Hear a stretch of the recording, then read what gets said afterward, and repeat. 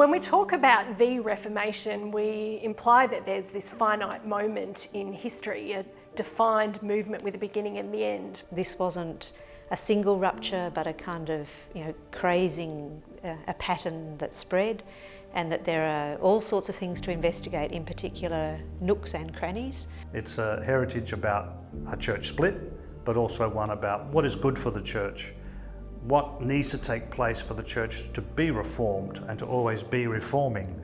In this unit, we will have teachers who represent those different perspectives and who can speak from the perspective of being Catholic, Protestant, Baptist, Uniting Church, Methodist, Salvation Army. To have the different traditions coming together provides us with an opportunity to be self-critical, to learn from the others, and to develop a more constructive understanding, a shared understanding of what our common heritage from the Reformation is.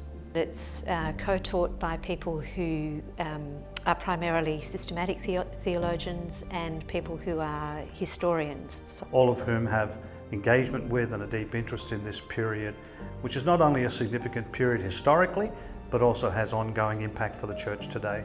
This is a rare opportunity and I'm really thrilled to get to be part of it. It helps me understand the strengths and weaknesses of my own doctrinal tradition.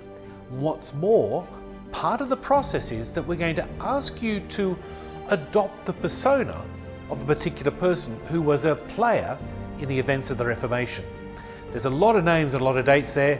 We don't need you to learn all of them, but we are going to ask you to focus on one and become kind of the specialist in it. All these issues that will be studied in this unit will touch on very live issues of church life and practice today. Not just the story of the church in its hierarchies and its organisation, but the story of the human search for meaning, for belonging, for salvation, for God.